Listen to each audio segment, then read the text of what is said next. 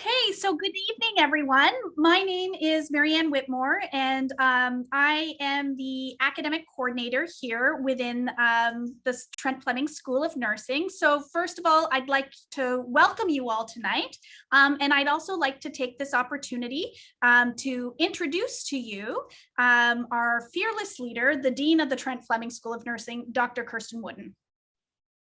Hello and welcome. And I'd say that we're awfully glad to see all of you, but we're not seeing you. But we're hoping that next year we'll get to have some real interaction starting in the fall. So we're so pleased that you've joined us. And welcome to starting the best profession in the whole wide world. But I'm only marginally biased.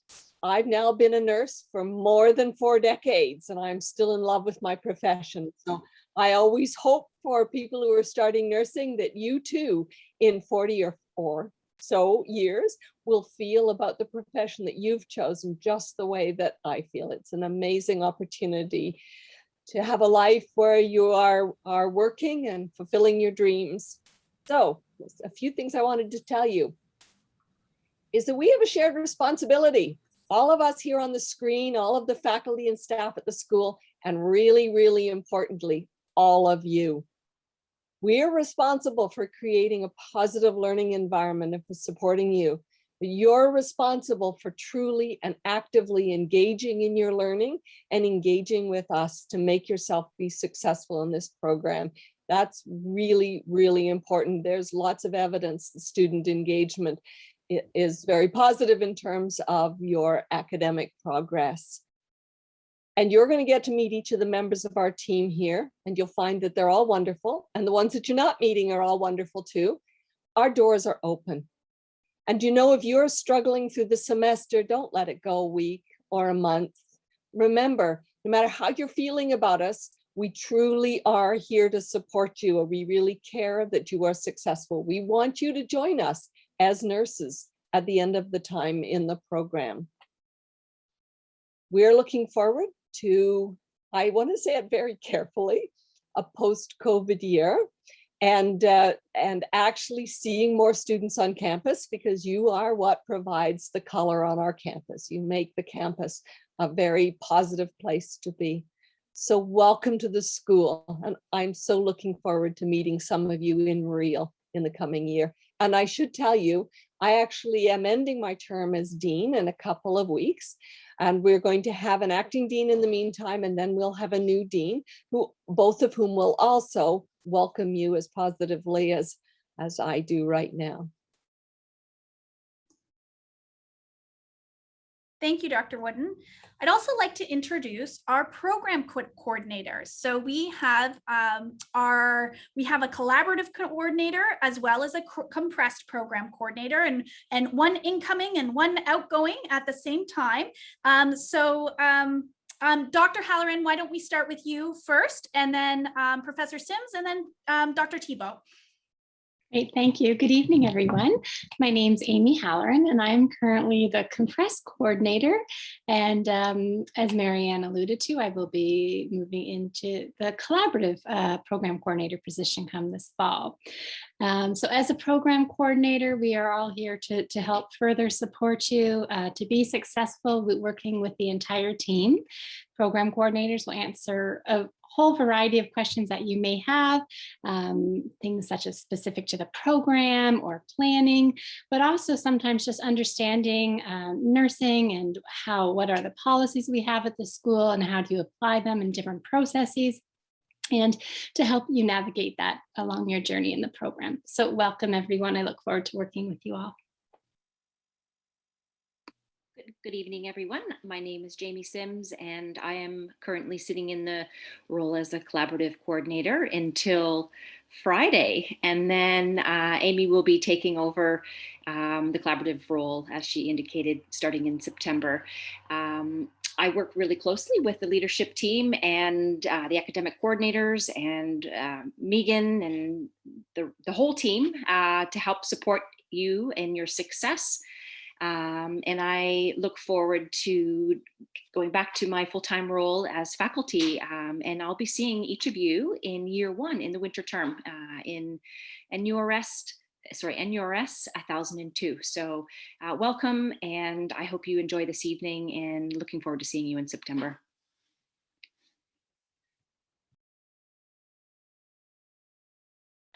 So I'm Catherine Thibault, and I'm currently the graduate program coordinator. I'm leaving that position.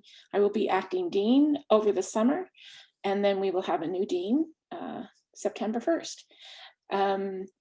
And I will be, at that time, the coordinator for the compressed program. So kind of switching a lot of hats all the way through. But I do want to welcome you very warmly.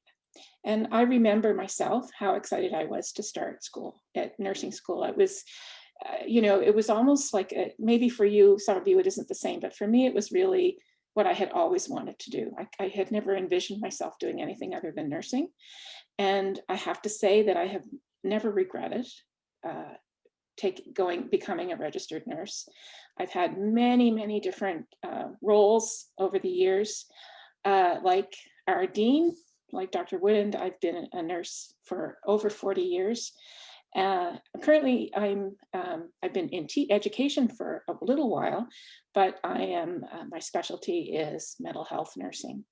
So welcome everybody, and I just really hope that at the end of the day you can dig down and find that passion that I have and that I continue to have and that I've had all these years. And I do always like to say, I know this is a little bit more than an introduction, but I always like to tell new students that nursing is not an easy profession. It's not easy work. It is it demands a lot of us. And but when you're having a hard time with it, what I always do is think about the people that we're caring for. And the people that we're caring for are the people that ironically are the people who end up nurturing us, because we get so much satisfaction from being able to be a positive force in their lives. So, nursing is challenging. Nursing school is the first part of that challenge. So welcome, and I'm happy to talk to any of you at any time about nursing, about mental health nursing, or any other element of the program. Thank you so much, program coordinators. For all the students that have joined us, we also have a couple of other individuals here tonight that I just sort of want to give a shout out to that is helping answer some of the questions.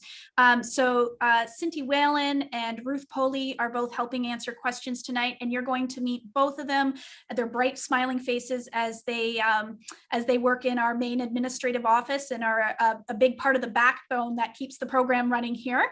So they're going to be helping answer some of your questions tonight. Megan Rex is also with us, who is the coordinator of our Trent simulation hub as well. So that's where you do your labs and your sims and all those things. So she's going to be helping us out tonight, and you'll have an opportunity to meet her. And we also have several students with us tonight that are upper year students that have joined us as well, including Caitlin and Connor and Julia. So lots of support resources here for you. So I just wanted to let you know those individuals are here as well. So I'm just going to start to share my screen here, and we're going to get going with we're going to begin with a program overview tonight. So bear with me for one moment. The first thing that I want to say is just for those of you that are just logging in, is that my name is Marianne Whitmore, and I am the academic coordinator within the Trent Fleming School of Nursing. And before we talk about anything tonight, I want you to all raise your hands and give yourselves and your new colleagues a big round of applause. I know it seems a little silly because you're only going to hear your hand claps, but do it anyways. And mom and dad, if you're there, give them a clap as well, because we know it has been an extraordinary year. Your learning environments have been turned on their heads. Your peer support networks and the way that you connect with one another has drastically changed. And in spite of all of that, you're here. You made it. You made it into a program that is not only one of the most competitive programs here at Trent, but in Ontario as a whole. So congratulations. Congratulations on all of your hard work and dedication. So as the academic coordinator within the Trent Fleming School of Nursing here, I do a whole variety of things, but one of the primary ways that we are going to interact with one another is I act as the academic advisor here. So I'm part of your student support resource team and your advising team along with the program coordinators. So some of the things that I would do or help you with is if you need help with program planning. So for example, figuring out whether to add or drop a course, what your course load you might want to carry, helping to navigate policies and procedures of the school or the institution. Or if you're just really struggling and you're not sure where to go for help, please come find me. I'm not going to be the right person for every single question, but I'm usually a pretty good resource of getting you to where you need to be. Essentially, my goal here is to help you achieve success, whatever success looks like for you. And so my very first piece of advice as your new advisor is to learn to ask for help when you need it and ask for help before it's too late. Always remember that successful people know how to use their resources. And as a Trent University student, you have an immense amount of support resources here right at your fingertips. And all you need to do is reach out. So make sure when you're struggling, you come find me if you're not sure where to go, and I'll help guide you along the way. Tonight, we're going to cover a number of things. We're going to do a little overview of the program. You're going to get an opportunity to hear from Connor and Julia, who are two members of our student association, the Trent Fleming Nursing Student Association. We're going to talk a little bit about non-academic requirements because we know we're getting a lot of questions about those already. And also, I have a demo video for you of the Synergy platform, which is the platform we use to track all those non-academic requirements. And at the end, we'll have some time for any other questions that you might have that we hadn't covered, that we haven't covered in the presentation itself. And so with that, here we go. Okay, so the first thing I want to talk a little bit about is about who we are as a school and really as a community. When you researched the TFSON, you probably found that there were 3 different undergraduate programs. But I think that it's almost more accurate to speak about them as 3 different points of entry into a single curriculum. So those 3 points of entry is that we have the 4-year collaborative program. And this program is intended for students who may not have any post-secondary education behind them. So many of you that have joined us tonight are probably just about to graduate from high school and will be coming into that program.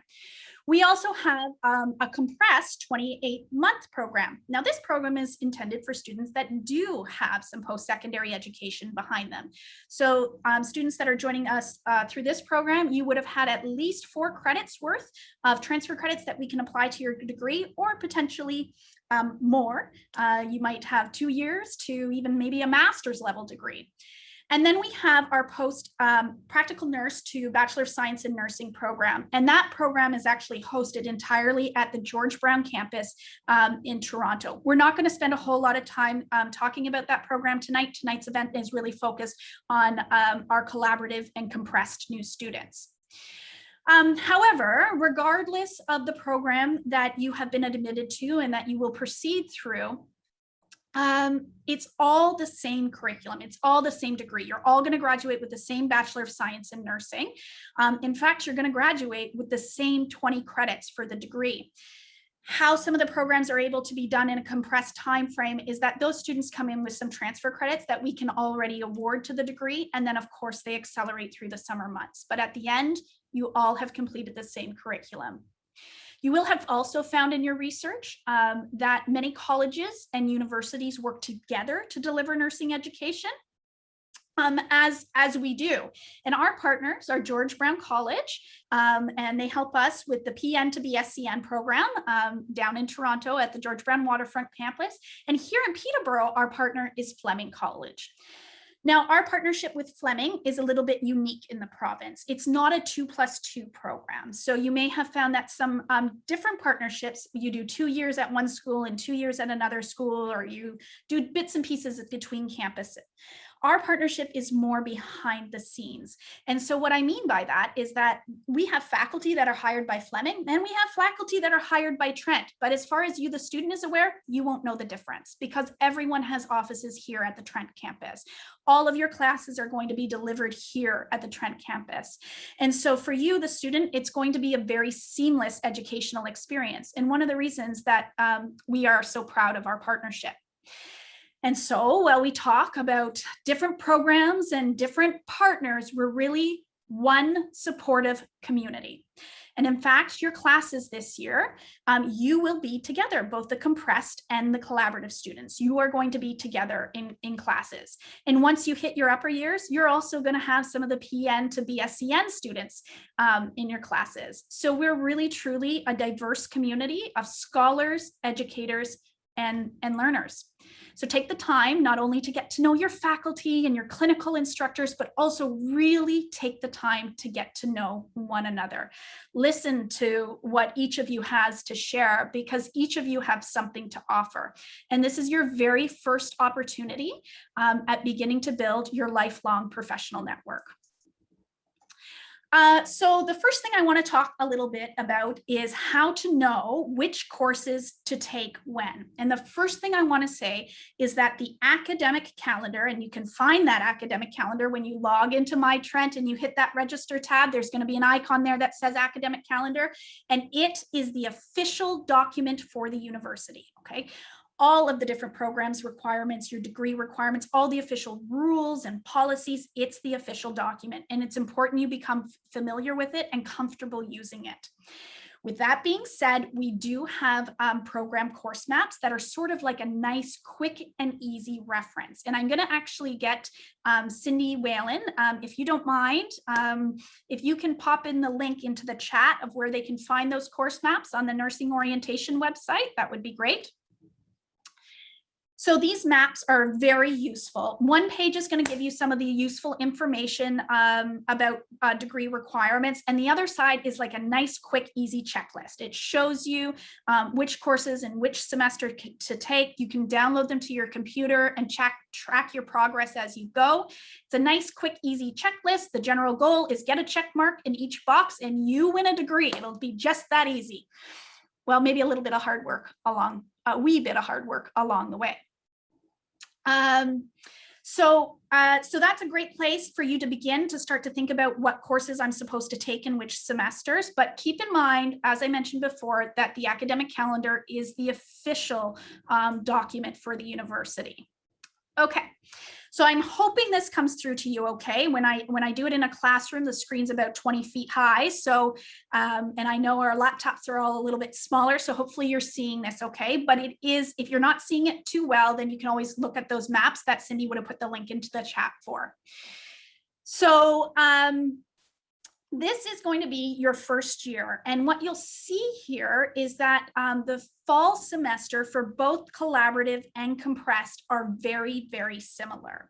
Now, I want you to know that Trent works on a 0.51 credit system. So what that means is that all of our courses have a different credit weight, most of which is a 0.5 credit. And how you know how many credits a course is worth is by the suffix at the end of the course code.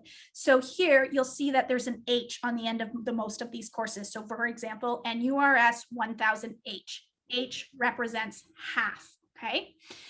So this fall, the courses you're going to be taking together, the first of which is Nursing 1000H, and it's individual as a nurse, and it's a theory course. And actually, Dr. Kathy Thibault often teaches in this course. And so, Dr. Thibault, if you're still with us, do you want to tell them a little bit about that course and what they'll be learning in their first semester?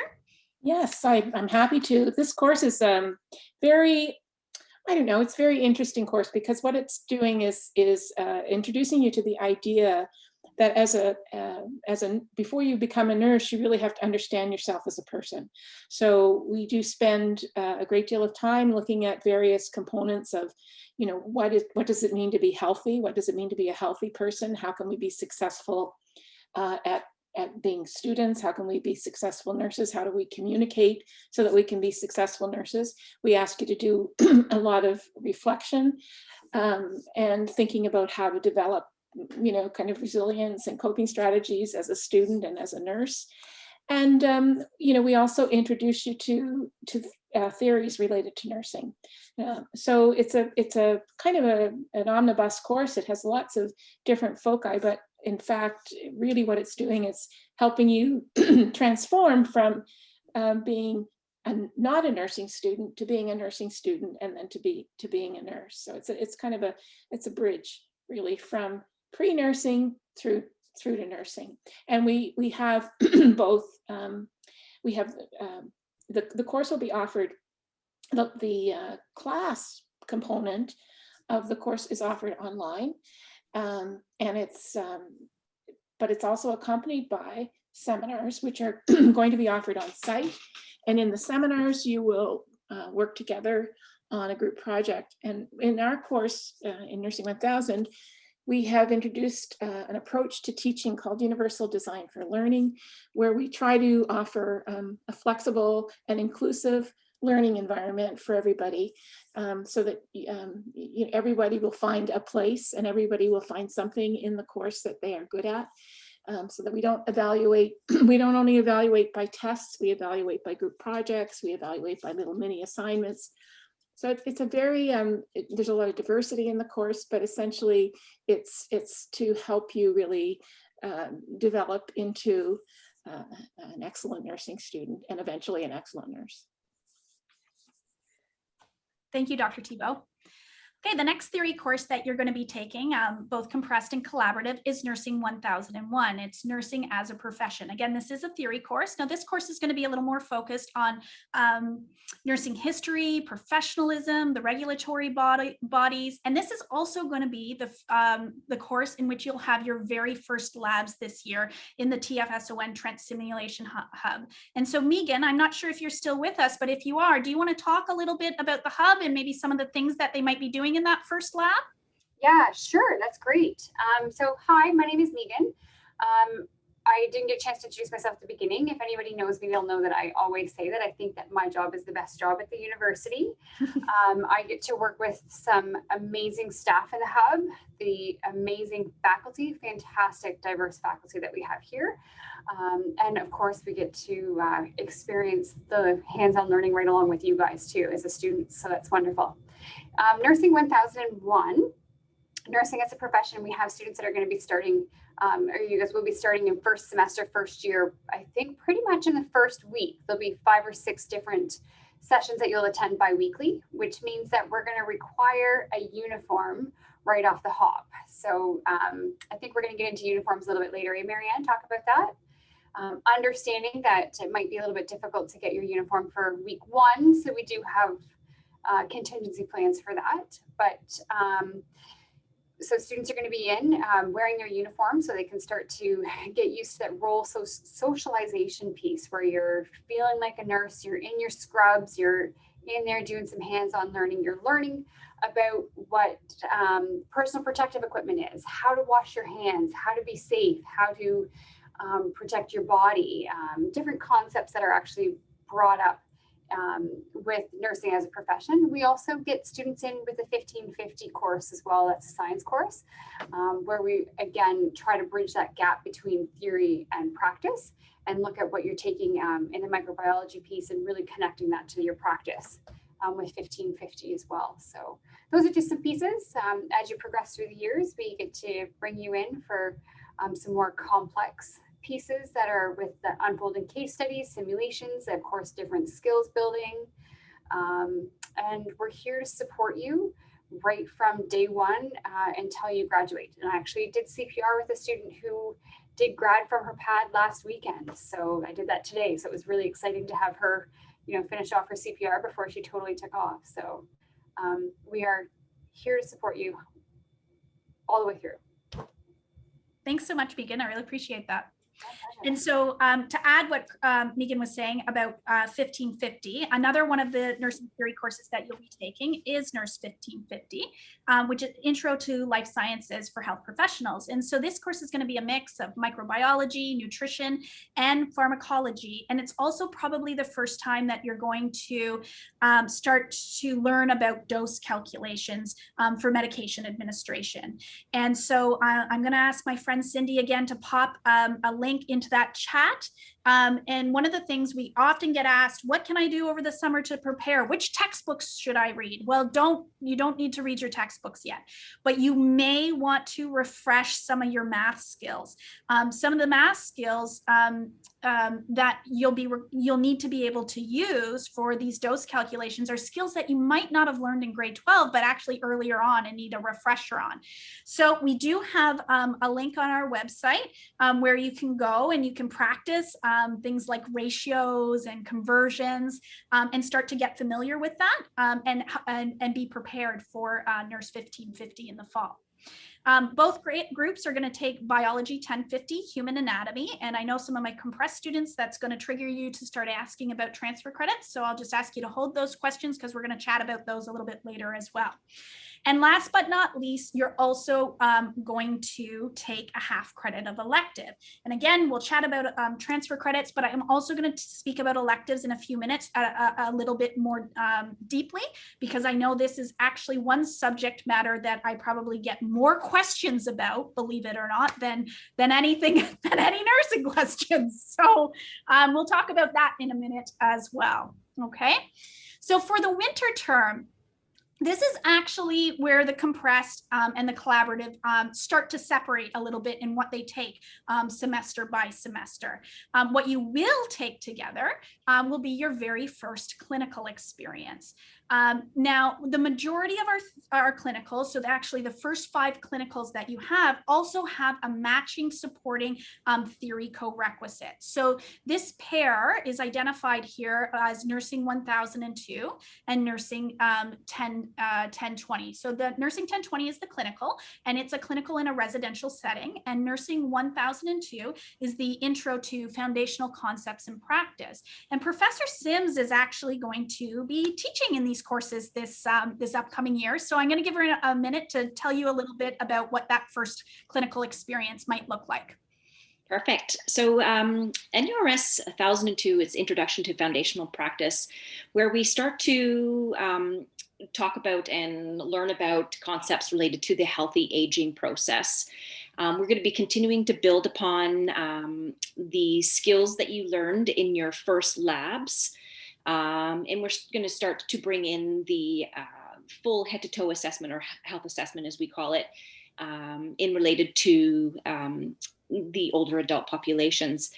You're also going to have an opportunity to enter into the clinical setting for the first time, which is something that students look forward to, where you're going to be able to start putting your skills learned in the hub into practice in the clinical setting. And we are hoping to be using long-term care settings for the winter term.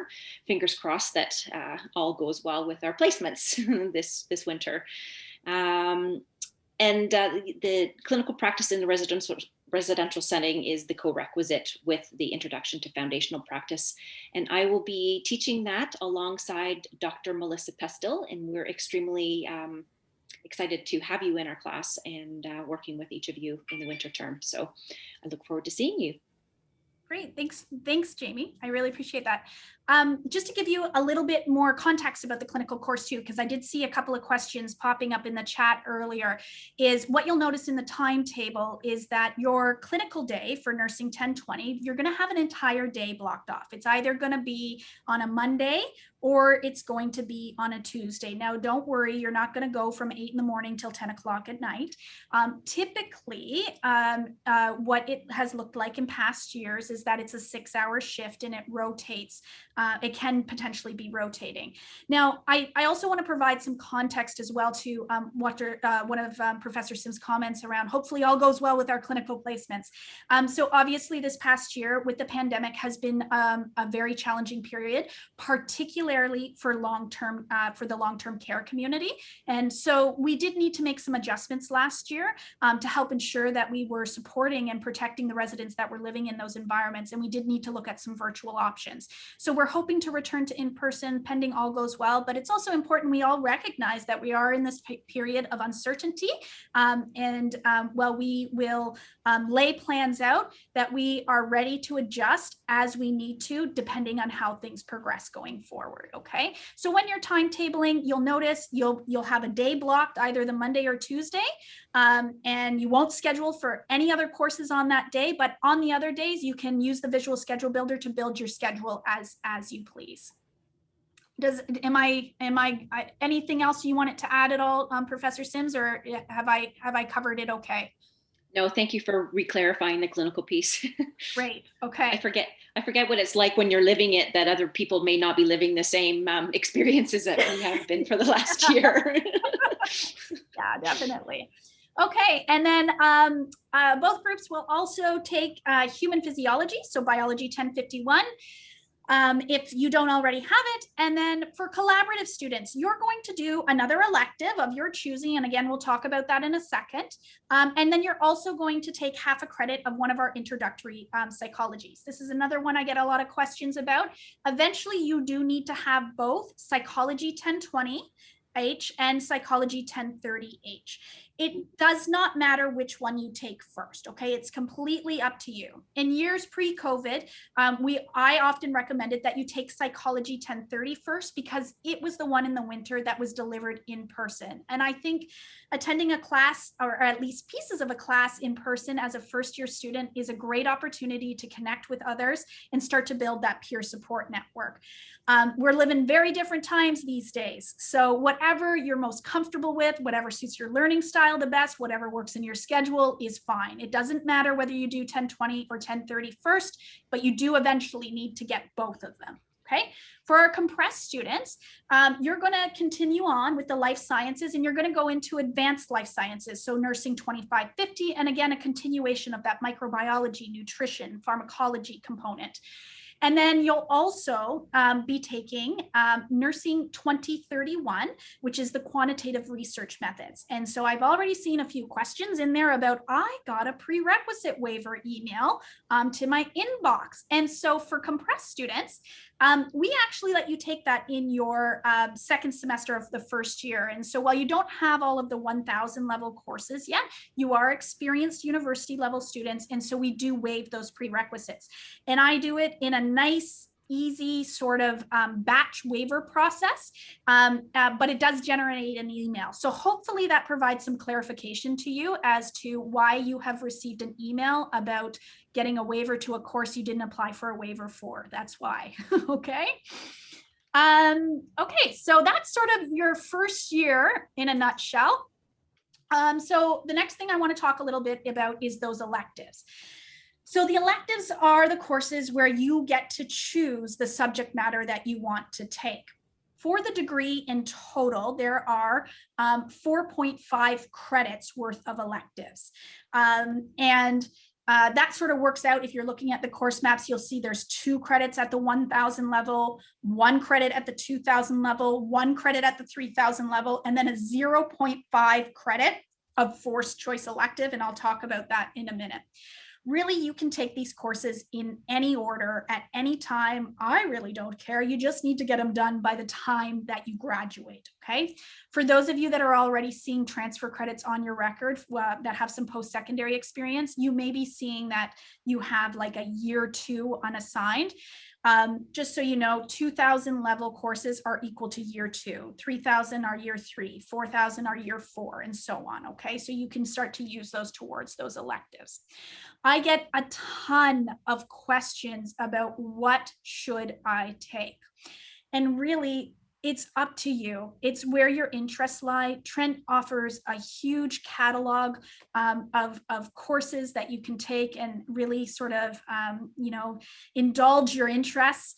I will say that it does take some elbow grease to figure out what it is that you want. And it's something that I find my nursing students really struggle with, because you're so focused on health and nursing, and the idea of taking something outside of that is sometimes feels a little counterintuitive or a little foreign.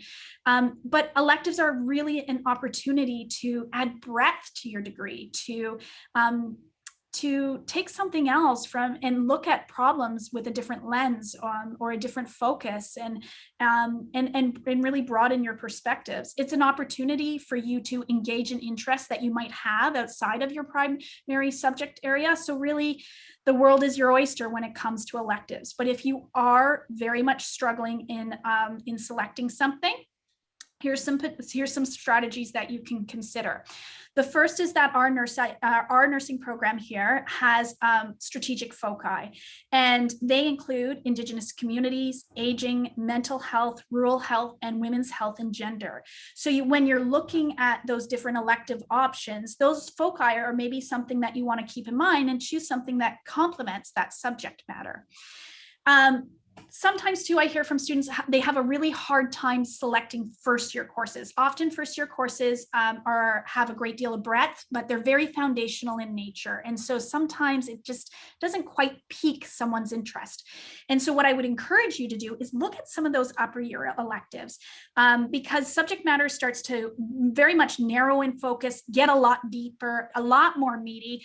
And there's some really interesting stuff, but they may have prerequisites on them, meaning that you had to take the foundational courses before you could take that. So that could be a strategy, is take something now that you have to take so that you can take what you really want to take later on. So that's another way to go about it. I do want you to know as well, and Cindy, I'm going to ask you to pop into the chat the link to the electives webpage. So we've tried to help you a little bit, because I know sometimes the timetable and the calendar and making them work together can be a little hard when it's your first year at university. Caitlin has done an amazing job and pulled together a couple of documents. One is all of the 1,000 level courses that are being offered this year and in which semesters. And for those of you that are entering into the compressed program and thinking, oh my goodness, I don't have any prerequisites because I didn't attend a Trent previously, and now I have to take a 3,000 level course. There are a number of 3,000 and 4,000 level courses that you are eligible for that have very limited prerequisites on them. And there is a document on that website as well that you can have a look at for suggestions. But please don't let that limit you. Please make sure that you still dive into that academic calendar and the timetable and really do your research, okay? The other suggestion is you could look at satisfying your Indigenous course requirement in first year. And so this is a requirement that all students at Trent who start at Trent in fall 2018 and onwards are going to have as part of their degree, requirement. So you're going to need to have a 0.5 credit that is from the approved Indigenous course lit. So of those 4.5 elective credits you have, half of it has to also be an ICR credit, okay? And Cindy, if you can pop the link to the ICR webpage in there, that would be great as well into that chat. What the ICR credit is Trent did have a committee, the Special Committee on Indigenous Education, do a report, and Trent Senate approved it, and it was recommended that we create an educational requirement that would give all students the foundational understanding of history and tradition and cultures and knowledge of Indigenous peoples, which we feel is extremely important in the current reconciliation contents. It's an important part of being a Canadian citizen. And so if you are a student who did start at Trent prior to fall 2018, maybe you took a few courses back in 2016 or earlier or whenever, no, this requirement does not apply to you. But I would still really encourage you to have a look at the Indigenous Studies area. It's something that Trent does very, very well. At the upper year levels, there are some really great and fun courses too, like Indigenous dance that are very much active courses. And again, I think it's very relevant to the Canadian context right now. So I encourage you to have a look.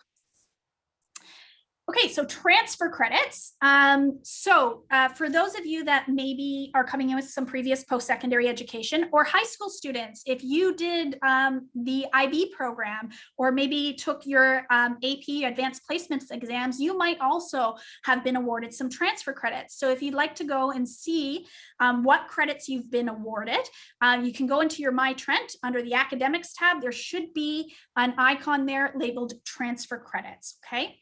Now, if you think you might be eligible for more transfer credits than what you have been awarded at this point, you very well might be.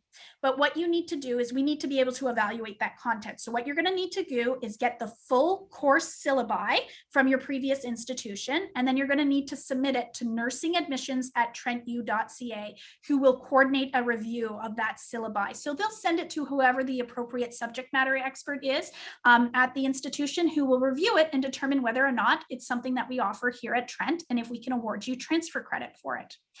Now, if you're looking at your transfer credit portal, you will see that there's kind of two different types of transfer credits that we award. The first is a direct transfer, or a direct equivalency. And so this is where you'll see on the left-hand side your course from your previous institution, and on the right-hand side what it equated to Trent, and you'll get a very specific Trent course code. So for example, human anatomy, biology 1050. If you were awarded transfer credit for that, you will see that you have BIOL 1050H on your academic record, and it will show there on your transfer credit portal. And so if you receive a direct equivalency like that, and it's one of our required courses in our program, you can assume that course is completed. Okay, you don't need to retake that course. Now, some students, if you are interested in refreshing your knowledge or something like that, I'd encourage you to reach out to me, and we can have a conversation about repeating or potential audit or something like that. So you can always reach out to me. The other type of transfer credit is a general or an unassigned transfer credit. And what these types of transfer credits are is that sometimes curriculum or content doesn't exactly equate. We might not teach what you took at your previous institution, or it might only cover a bit of material in our course, but we offer a whole bunch of other things in there as well. So we can't give you the whole credit. And in those cases, we still recognize it as university level study. And what we do instead is we award a general credit. So it'll be like a science, so maybe like an SCI, year 2 unassigned, half a credit. And so with those general or unassigned credits, you can use those towards your electives, to complete your electives. So if you have an elective that you still need to satisfy at the 3000 level, and you've got 1.0 arts year 3, then you could use that to satisfy that elective, okay? So that's sort of how transfer credits work. And Cindy, I think you probably have already done this. I can't see the chat right now, but there should be a link in the chat there for transfer credits, and that'll talk to you a little bit more about how to use those and how to satisfy different degree requirements.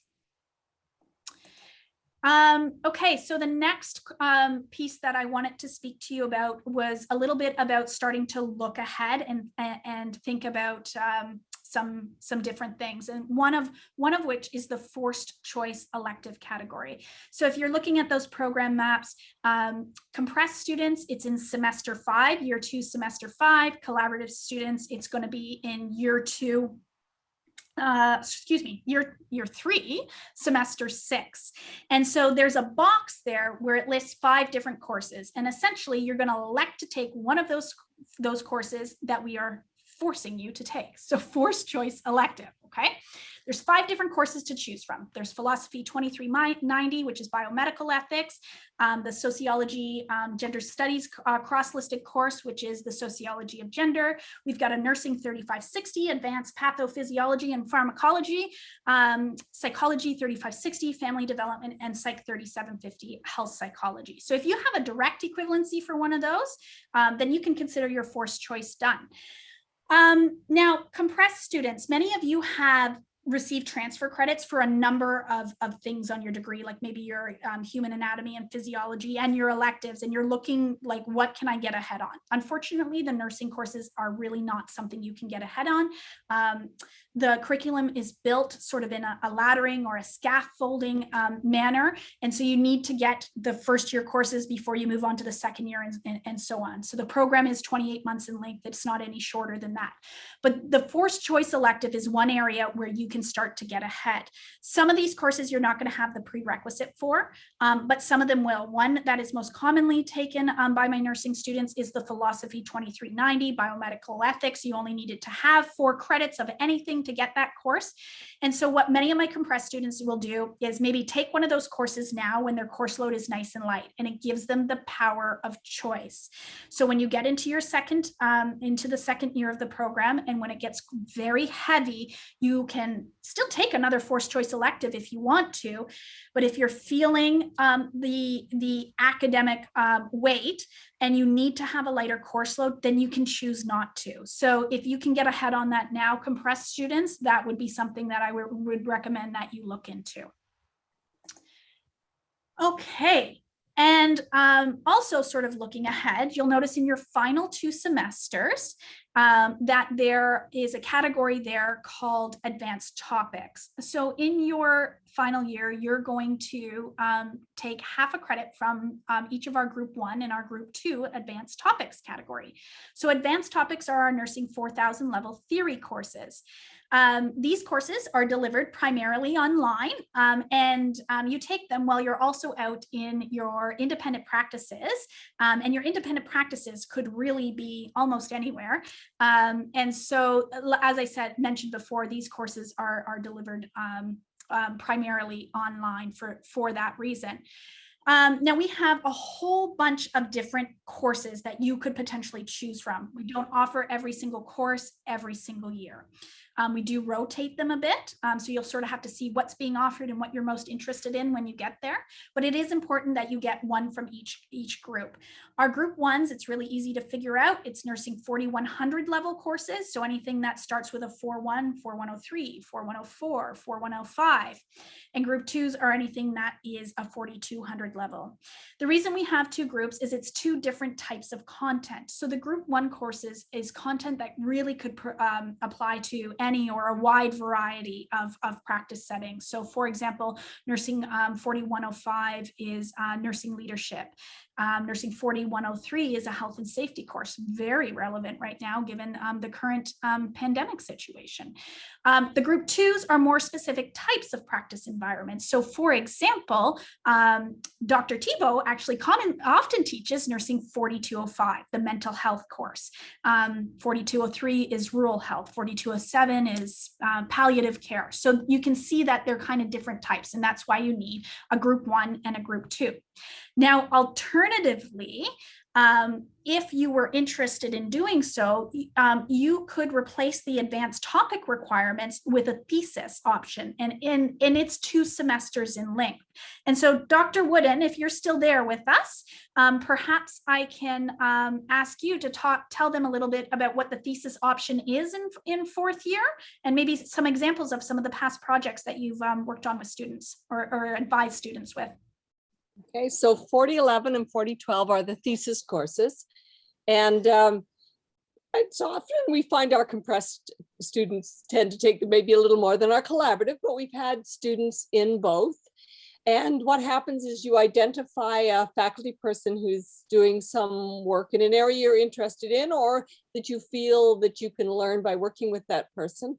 And you together collaboratively determine what you're going to do. And in the first course, 4011, you write your thesis proposal, and the second part of it, you complete it. I've had the privilege of working with 2 amazing students this year, One of them did a discourse analysis of the published discourse in the media around long-term care facilities and COVID. And she's now presented it at 2 conferences and is in the process of developing a manuscript for publication. The second student I worked with did some work did a qualitative study looking at the lived experience of persons who have had surgery done outside of Canada and then had to navigate the healthcare world inside Canada on returning from having that surgery. And again, we are working on a publication of that paper. I'm sure that many of my colleagues can list at one of them that it was astounding, was a student in the PN to BSCN program in Toronto, did some work with homeless persons in Toronto, and again, was able to present that as a paper at a conference. So we've had some students do some really interesting, but very diverse, as you can see from the topics, is the diverse range. I actually have I'm going to be working with a student this summer, and he's going to be looking at the impact of activity on phantom pain. So lots of options there. Thank you. And so a thesis is a great option. You might want to start thinking about it as you progress through your degree. If you start to think you have a question about something, this might be a good opportunity for you. And I know many of you already have plans to move on to graduate level studies. And so a thesis is also a great opportunity to see if master's level education is something that you might be interested in and can help prepare you for that. So that's another opportunity in the program that is towards the end. Don't worry, you don't have to make any decisions about it today. You've got a good few semesters yet to think about it and decide whether it might be for you or not. Okay, there's a couple of things I want to cover quickly. It's not always my favorite thing to start with brand new students, but it's very important you understand what the expectations are. So academic requirements. By the time that you are prepared to graduate, you must have a 65% cumulative average to graduate with a Bachelor of Science in Nursing. Okay, cumulative average, for those of you that are just getting familiar with all this terminology, that means an average across all of the courses that you took at Trent University. Okay. For a required course to apply towards your degree, so these are your NURS courses and your forced choice elective, your psych and your biology, so biology 1050, 1051, psych 1020 and 1030, you need to have a minimum 60%. Okay, so well, a 50 is a pass per se at the institution. For required courses, a pass is 60%. If you have below 60, you will need to repeat the course. For the NURS theory courses, so that's all those courses that started with the course code with NURS, if you achieve below 60%, we will give you opportunity to repeat. We do want to see you be successful. So you may repeat it, but if you receive below 60% again, or if you receive below 60% in another or a second NURS theory course, you will be removed from the program. Not the institution, so not Trent, but you will be removed from the School of Nursing. This is similar with our clinical courses or our practice courses. So clinical courses are graded on a pass-fail. So you get a P for pass or F for fail. And if you do fail a course, again, we're going to give you opportunity to repeat. We want to see you be successful. But if you fail again or a second practice course, then you will be removed from the program. Overall, across all of the courses in your degree, if you fail more than 1.5 credits, it will be a program removal. So this is why it's so important. You heard many of us speak at the beginning about we're here to support you, ask for help before it's too late. There's an immense number of resources. Remember, successful people know how to use their resources. You just need to reach out. We're here, we're partners with you in your education, but there is a level of expectation that you do need to meet to be able to continue and graduate. Okay, so moving on from that, preparing. As I mentioned before, I get lots of questions, don't we, Dr. Wooden, all summer long of what can I do? Which textbooks should I start to get ahead on? Don't worry about that yet. Here's some things that you can do. One, review your basic math skills. Cindy posted earlier the link, and you'll find that on our nursing orientation website. Two, we have a student handbook, okay? And it has all of the policies and the regulations within the school. It will not be your most exciting read of the summer, but it will be one of your most important ones. The handbook is extremely important for you to become familiar with. You need to understand what the rules and the policies are. You're joining a professional program now, so please get familiar with that student handbook. Again, it's posted to the website. Also, you're going to be getting a lot of emails, I know you already have, about all the different support services at Trent. So for example, student accessibility services is available. So if you are a student that maybe had an IEP in high school and you think you may need some extra accommodation in university, it's really important you reach out to Student Accessibility Services now. It takes some time to get registered with them and get all your accommodation in place, but it's there for you, and we're there to support you, but you should reach out to them now. So start to get familiar with some of those larger support services that are available on campus. The other thing you can do is you can start to think, and I don't have it posted here, and I do apologize, but maybe Cindy, I don't know if you might be able to find our uniform page on the nursing orientation site and put it in the chat. But another thing you can start to think about is getting your uniform as you are going to be entering the lab in your fall semester, and we do have a uniform policy here. Megan, do you want to chat a little bit about what the uniform is? So our uniform was brought into the program a couple years ago, and it was actually the students who initiated this. The students were the ones who were asking for the uniform, and they were the ones who chose the colors as well. So the uniform top is white, and it's hard to see it now, but I do have my Trent Fleming School of Nursing logo on my shirt right now. So that's on the uniform, as well as a patch that goes on the side of the right arm, I should say, that indicates what level of student you are. If you're a first year, second year, third year, fourth year student. So that's a part of the uniform as well. And the pants are black pants, so not yoga tights. We are talking black scrub pants, and there are so many different options out there. We want to make sure that when you're wearing the pants that they're comfortable and easy to move in. When you bend over, they're not going to ride down on you, that they stay high enough up that you're completely covered. Same thing as the shirts, that they can be comfortable too. And when you're bending over, you're not exposing any additional skin or areas that you might not want to be doing as you're moving around and safely moving people when you're in the hub and in clinical practice. Shoes, that's listed there as well. We're not as strict about the color of shoes in the hub. We want you to be wearing comfortable non-slip shoes, non-porous shoes. You're not required to have a stethoscope, although it's really fun to have your own. And as you start practicing and you want to work more on family members, or if you're living in residence and you want to start practicing on people, and make sure you're cleaning it off in between different people. But as you're wanting to practice, it is nice to have your own to use and to get comfortable with.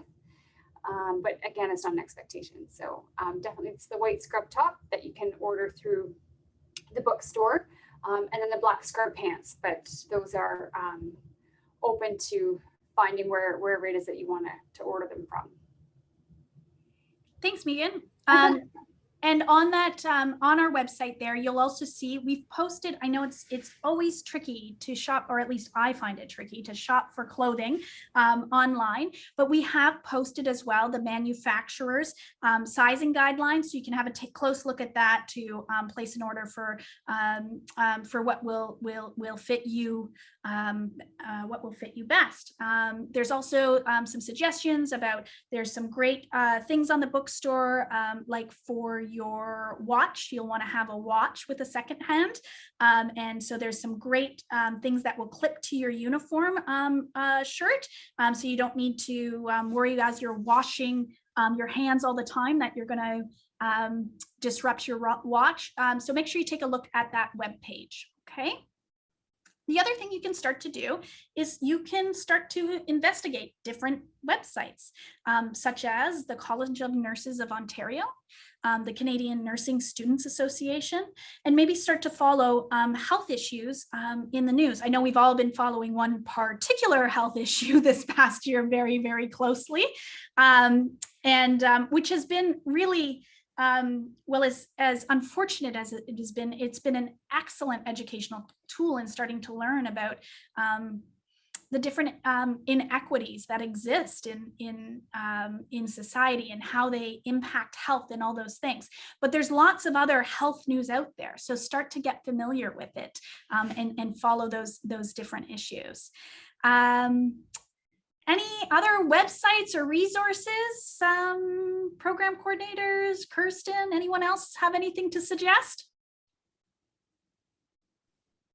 I don't think you have the RNAO there, the Registered Nurses Association. And if you are really wanting to, I don't recommend actually that you spend your summer on textbooks. I recommend that you spend your summer on really getting ready to start school and being relaxed. But there's a lot of best practice guidelines on the RNAO website. I think you'll find that there's all kinds of reading there. That's the Registered Nurses Association of Ontario.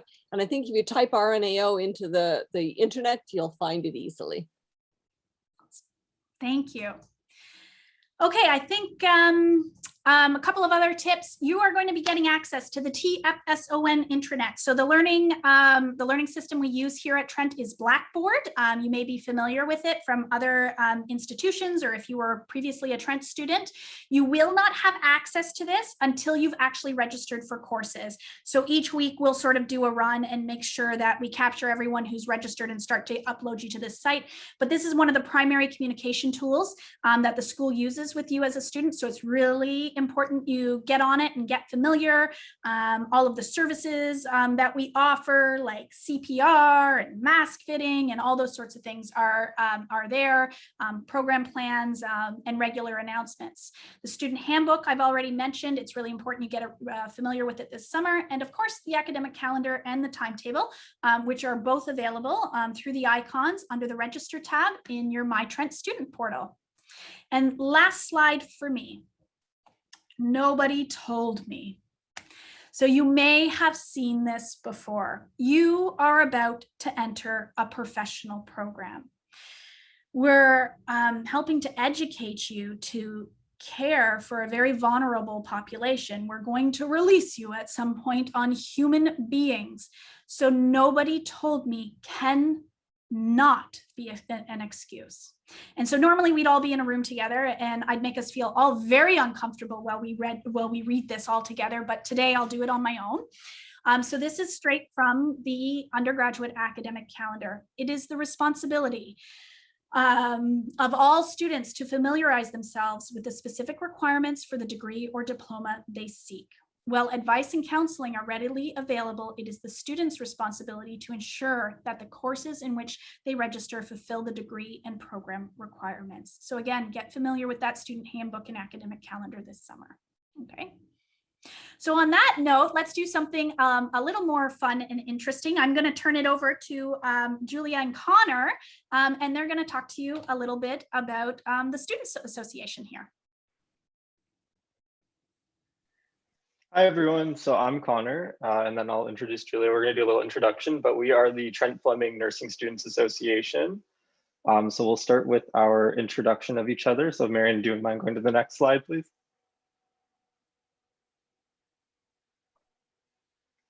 So yeah, this is me. I'm a second year, or I'm going into my second year of the compressed program at Trent. Before that, I came from Brock University, where I completed 2 degrees. They were very helpful in my education here now. Also, I've been a member of the TFNSA for over a year now. I started out as the vice president, coming from another role at a club at Brock, so it was very helpful for me as well. And I'm now the president of the club. Hi everyone, I'm Julia. I'm a 3rd year collaborative student, so probably a lot of you guys going into right after high school. I've been a member on the TFNSA for 2 years. My first year, I was the lower year collaborative representative, and the wording of that might change this year, but and then this past year, I was the current the director of social events. So yeah, this has definitely been a really important part of my experience here at Trent. So I'm excited to share it with you guys. So our goals as a club is we basically coordinate different events and activities for nursing students, for graduates. Some of the activities that we do, Julia will highlight later on. But we also do things such as the pinning ceremony, which will take place after your graduation, where you get your nursing pin. We're also working on that right now. So we also do mentorships. We offer different little programs for nursing students. That's basically what we do. And I'll let Julia go to the next slide and kind of highlight some of the different things that we do. Yeah, so as the director of social events this past year and the lower year collaborative representative, I have had a lot of experience and had a lot of hand in planning some of the events, and we definitely put on a lot of great different stuff. There's a mix of like community outreach events, like this past couple weeks, month, we've been doing some presentations in some local elementary schools in Peterborough about mental health and the importance of it with COVID. We also do fun stuff like organize clothing sales and put on some socials. And then we also do a lot of like educational stuff like the career fair. It's a really great event where you can hear from different nurses in different fields. So yeah, definitely lots of great things to get involved with. We also organize the buddy program. So if you're first year coming in and you want some extra support from an upper year peer, that's definitely a great thing to get involved with. So we'll plug there. So yeah, I think we're good to the next slide. So these are basically the positions that we offer through the Student Nursing Association. There's quite a lot of them, and we definitely do encourage you guys to apply to them, as they will definitely help you and they help us as well. But to give you a rundown of some of the positions we do have the president, which is me. We will be having elections coming up for a few different roles that Julia will highlight next in the next slide. But we'll go to that. No, that's okay, go ahead.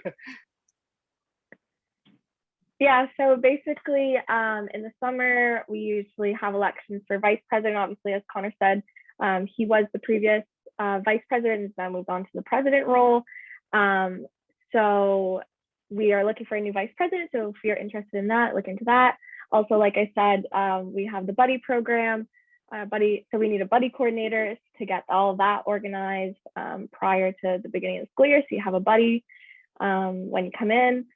And then also in the fall, we have kind of our elections for all the other positions. You know, some people will decide to not want to have a position on the TFSON anymore, or it's just a great way to get involved. So definitely check your emails and the intranet for information on that coming up. These are just some of, go ahead.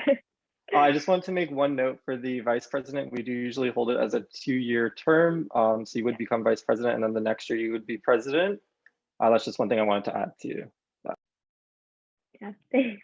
So yeah, this is just some of our social medias. Definitely a great way to get connected and to get some information like throughout your time at Trent in the nursing program. So we have an Instagram, a TFSON website, it's a really great resource, and also an email. So really feel free to reach out to us. I remember in my own first year orientation, I remember having this immense feeling of like overwhelmed and everything was so crazy, getting a lot of information thrown at me. So feel free to reach out. You're not alone. We're here to help you and support you. And we're so excited to welcome you. We've also created some Facebook groups for the collaborative program and the compressed program. So if you did want to connect with your peers, you can definitely do that. And we do have the links for those as well. And thank you for listening to us. And that's basically all that we have for now. I'm actually going to invite Caitlin, if you're still here as well, I'd actually like to invite you at this point too, and talk about one other student engagement opportunity for first year study groups. Yep. Can you hear me all right? Or... We sure can. All right, perfect. So for my clinical for second year community placement, I had the opportunity to actually work with Marianne and create a study group platform for first year nursing students. And it's basically, they're all peer led. So there's no pressure of like profs or anything like that. You have your own like student led like study groups, and you guys can study whatever content you want. You discuss it with your groups, what you want to go over. The first couple groups are actually led by like mentors from the buddy program, just to get you guys all set up in learning how to facilitate study groups. And yeah, I think closer to the school year, we'll have signups posted on the intranet, like Blackboard site, under like the study group folder, and it's all pretty easy to like navigate. And we have resources available, like what's available for like academic advising, what's available online, like online resources. Right now, the study groups are held online, but hopefully once everything's settled with COVID, we can move to online and in person. So we're pretty excited to get that going. Great, thanks so much, Caitlin. Connor and Julia, thank you. So those are some of the opportunities for ways in connecting with your peers and engaging with it within the TFSON community here. I'm going to interrupt because you had asked me to. There's quite a few questions in the question and answer here about buying their scrubs at Trent at the bookstore with the uniforms. If you can go into the bookstore and try them on. That's a really good question. At the moment, because of COVID, I'm not sure if you can go into the bookstore and try them on, or if they do have to be ordered online. So I am not answering your questions on here on purpose, but it is something I'm going to take back, and I'm going to have a conversation with the bookstore and find out the answer for you, and we'll post that on Blackboard on the intranet for you when I do have that answer, because these are really great questions, and I'll make sure that we're able to post that for you. Connor, I think you have something to add as well. From the last that I heard from the bookstore, they are not letting you try on these scrubs. There is another place in Peterborough that does let you do that, but right now the bookstore is not letting you try them on. Well, hopefully as we start to progress through this, through the staged reopening plan, that there will be opportunity to try them on. But as I did mention before, we did post to the actual manufacturer's website in their sizing guide. So hopefully that helps a little bit as well. Okay. All right, so at this point, I'm going to turn the screen over to Dr. Wooden, who is going to talk to you a little bit about what non-academic requirements are. Yes, that's some weird word, isn't it? NARS. It sounds as bad as sometimes I think students feel that it is. So I get to be hated and talk about non-academic requirements. So why do we bother with them? We are guests in the institutions at which you do your placements. And as such, they have requirements that you and your clinical teachers need to meet in order to be in those environments. Importantly, you really need to keep up with clinical placements, because if you have not met them, you will not be attending clinical, and you can understand why. So documentation is sent ahead of time to the clinical placing agencies before you get there in different formats. It depends on the agency what they require, in which we guarantee that you have met all of the non-academic requirements. And these include a range of things. The immunization and communicable disease form, which you'll only have to complete once before you get into the program. TB testing, which in first year is part of the immunization and communicable disease form. You'll need, and there's been lots of CPR questions on the question and answer board. So you will need CPR, level C, HCP, or BLS, one of these three. You will need a criminal record check with a vulnerable sector search, and we'll talk more about that in a moment. You'll need N95 mass fit testing, influenza vaccination, and workplace health and safety modules will need to be completed, and you'll be able to link on them through your MyTrent portal. At this point, we are not requiring COVID vaccination, and but we may be changing. We may end up with a policy like influenza vaccination, but as the world is changing and availability is opening up for COVID vaccinations, we don't at this time have a definite school policy around it. But you do need to be aware that as you start to enter placements, placing agencies may have specific requirements, and we will make sure that you're informed of them. So what are the specific deadlines? So we put these deadlines in place to make sure that your NARS requirements are up to date throughout clinical placements, and in order, as I just said before, to meet the requirements of our partner agencies. If your NARS are not up to date, you can't enter clinical practice, and you will also be held out of the matching theory course. So let's say you don't get your non-academic requirements organized, and you'll see here it's by November 15th, and you don't manage to get them organized by then, and you're registered for 1020 and 1002, which are the paired courses in January, you will not only not be able to proceed with 1020, which is the clinical, you will not be permitted to proceed with 1002 either. So we purposely pair the clinical and the theory courses, and not being able to enter one of them because of non-academic requirements means that you will not be able to enter the paired course either.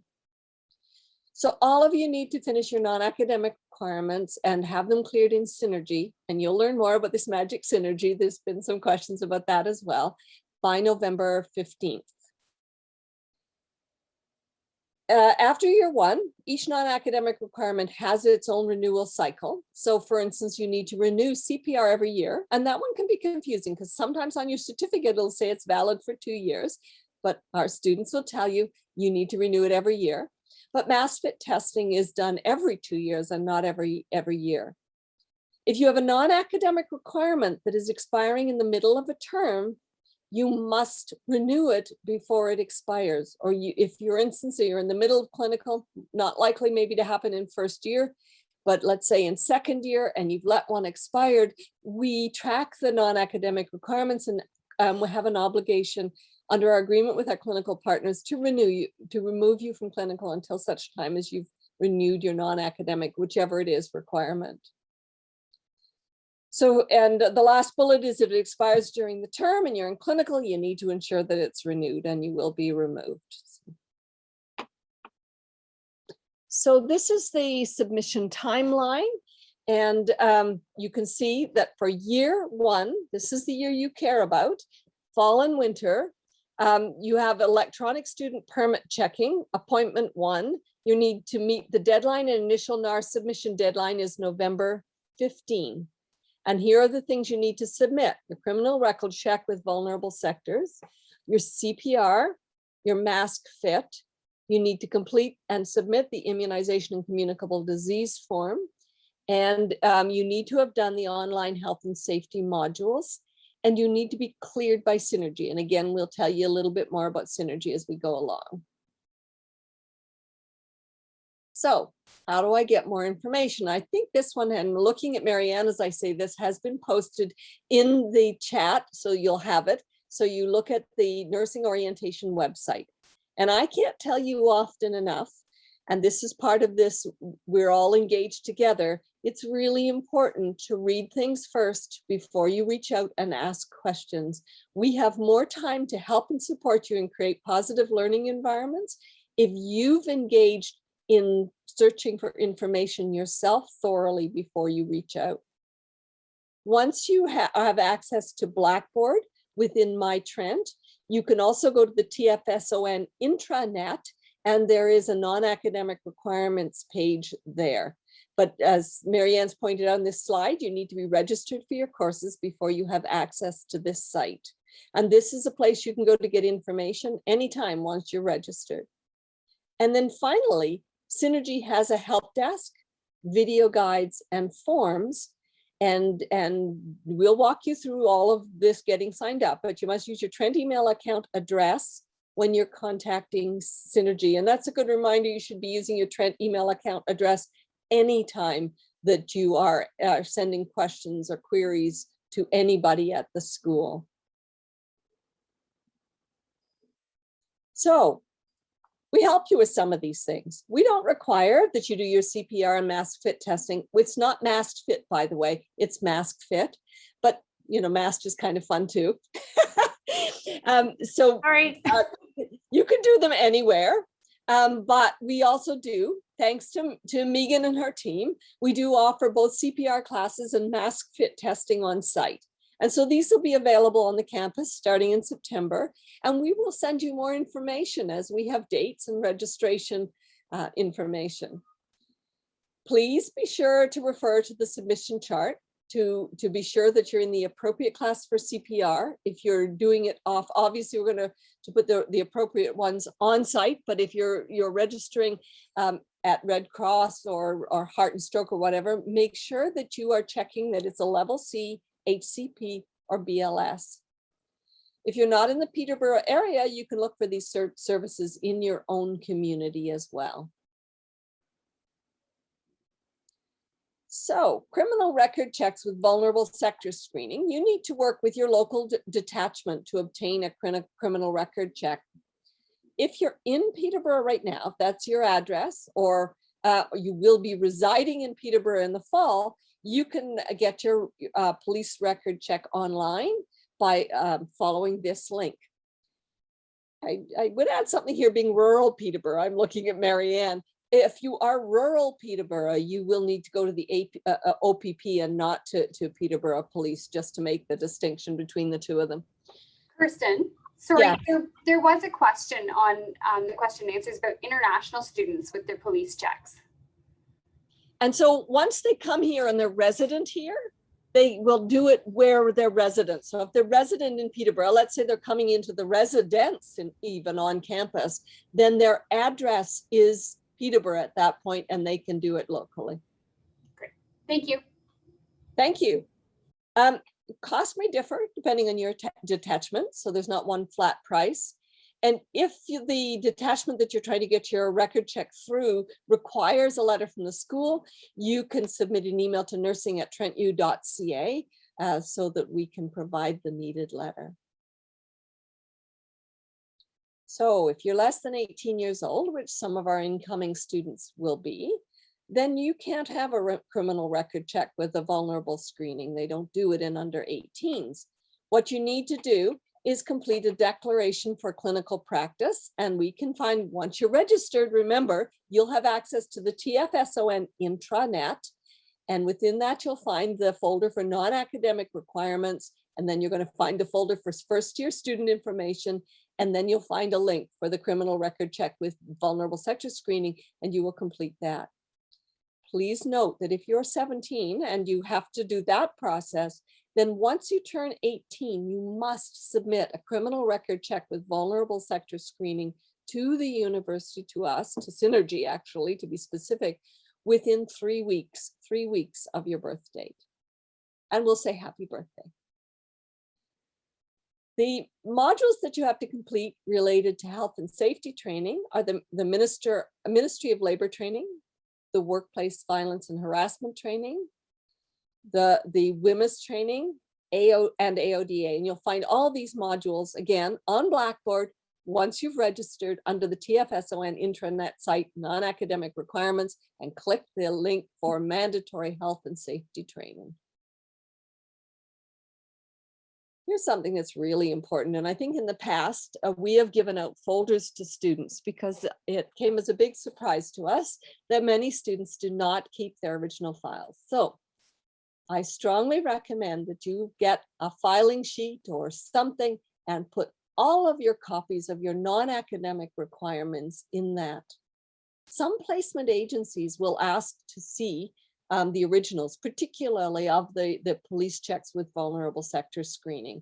And so you really, really should be very organized about making sure that you keep your originals and make them available when they're needed. The other thing is that once you graduate, let's get excited about the fact that you will graduate. Some agencies may want them at the end as you start new roles, and wouldn't it be nice to have had them all in one organized place where you have access to them?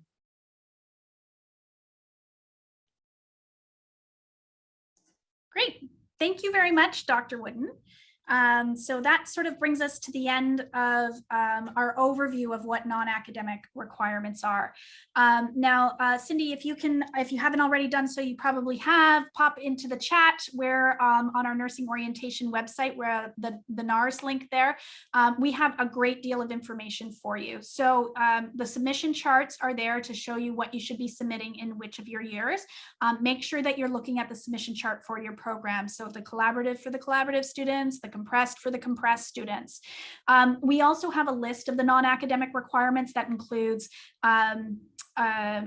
your renewal cycle for them. So CPR needs to be renewed every single year, mask fit every 2 years, and so on, as well as potential providers. So many of these things we actually provide here at Trent University through the hub. And so we list some suggestions of where those providers are. And so again, just have a look at a close look at that website. Now, the next piece of this presentation, unfortunately, our Synergy rep couldn't be with us tonight, but she sent a lovely video for you to watch that sort of demos the material. So I'd just like to give you a little introduction to what Synergy is, or sometimes it's referred to as Verified or Verified by Synergy Gateway. In any case, this is the company that we work with to help collect all of your documentation regarding your NARS, and for you to have your own account in your own dashboard to be able to track when they're going to expire and when you next need to submit. So I am just going to start that video now, hopefully without too much trouble. And here we go. And if somebody can... My name is Charlotte Gupta. Today I'm going to be giving you a demo on how to use Verified by Synergy Gateway. Verified is a platform that you'll be using in order to have all of your NARS documentation validated by Synergy in order for you to attend your placement. You will need to book an ESPC appointment in order to have your documents validated, and ESP stands for Electronic Student Permit Checking Appointment. You do not need to attend this appointment in person. You need to ensure that you book it, and then you need to ensure that your documents are uploaded by the date and time of this appointment, and we will send you a status update within 2 business days. Once you've obtained clearance status from Synergy, you're able to go and proceed to placement. When you log into Verified, we urge you to spend some time in the important forms section. Here is where you're going to find a host of forms that are going to help you be successful throughout this process. We'll have ESPC user guides for you on how to navigate through the process, how to book your appointments, how to upload your documents, and we'll also have some really important forms that are going to help you as well. One form that I want to bring your attention to is your program-specific NARS non-academic requirement submission chart. I have one up on the screen for you to take a look at, and this is basically a chart that indicates what it is you need to upload for your ESPC appointment. It has everything, including the documentations, such as your certificates, to your immunization and communicable disease form, all the way to all of the different consent forms that you need to submit as well. There's some important notes on how to update your flu shot and other information as well that we urge you to take a look at and spend some time understanding. Going back to the platform,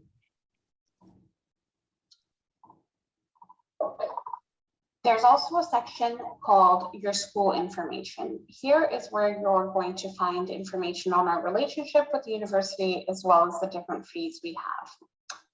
When you go to book your appointment, you're going to use the scheduler tab. Here you'll see a host of appointments that are going to be available for you and date and times. So you want to ensure that you are selecting a date that you'll have, that you'll have all your documents ready for.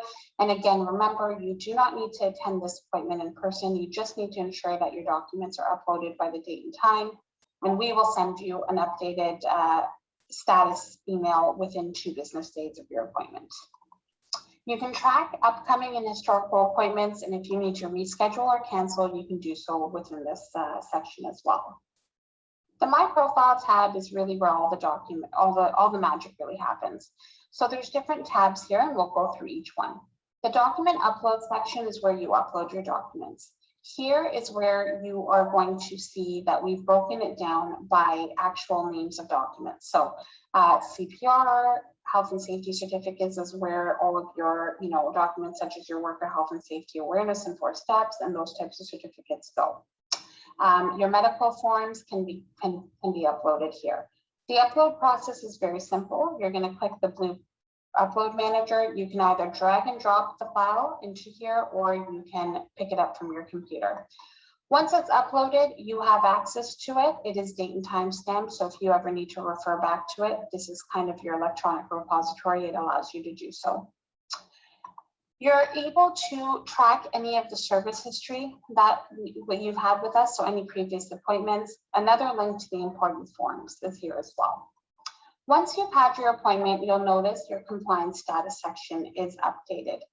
Here's where you'll see that anything that we've coded in that may have an expiry date is noted here. And this is color coded. So you can, once you've had your appointment, you'll be able to log in and see how long your documents are valid for and when things are about to expire. The system also has some neat features. We do send an automatic email reminder to students 15, 30, and 45 days prior to a document expiring in order for you to take action and ensure that you're always compliant with us. The communications tab will host any emails that we send to you outlining the status of your appointment, as well as a copy of it will go into your school email ID. We also have a really neat section called the help desk videos and user guide section. So here is where we've created 1 to 2 minute video tutorials on how to navigate through the system, how to upload your documents, and how to book your appointments, as well as you have any other questions that are related to your NARS documentation in terms of Synergy. You're able to submit a help desk ticket by going to www.synergyhelps.com, outlining your question, and a representative will respond back to you. Our business hours are from Monday to Friday, 10 a.m. to 3 p.m. on the help desk, but we ensure that we do have some mode of communication with the students. We understand, this process can be enduring, and we want to make sure that we're assisting you every step of the way. You will also, once you've had your appointment, be able to find out if your documents and how long they're valid for here by going to the requirement expiration tracker. This will be populated, and then again, it follows the same logic as the compliance tab in the profile section. It is color coded, so if something is about to expire, it'll prompt you in orange, and if something has expired, it'll prompt you in red. Expired documents do have a negative impact on your clinical experience. You have to make sure that you're maintaining them, and you have to ensure that you're completing your documents in the time frame where they're valid for the entire clinical year. All of this information is suggested for you in the important forms section, and we really hope that you spend some time there reading up on it and have a great experience using Synergy Gateway and uploading your documents. Thank you. Upload it to our nursing orientation website as well under the non-academic areas. Yeah, I'm also about to upload there. We also have some print synergy guides that you'll be able to use as well that can help you walk you through. Now, you will not get, eventually what you'll get is an email to your Trent University email account with your Synergy login. That won't be for a while yet, and not until after you register for your courses, but you can watch your email at that point, and you'll get access to your Synergy platform and your dashboard. So that'll be a little bit later in the summer. So that's something to watch for. Maybe what I'll do at this point too is Caitlin and Connor and Julia, maybe I'll turn it over. I'll put you in the hot seat for a minute. Any pieces of advice you'd share for an incoming Caitlin? I know you were in the collab program, Connor, you're in the compressed. So, I mean, maybe you guys can share what program you're from and things you wish you had known or done in first year. I can go first if you want. Sure, that'd be great. Thanks, Caitlin. Sorry, I should have identified first. I'm going into third year nursing. I'm in the collaborative program.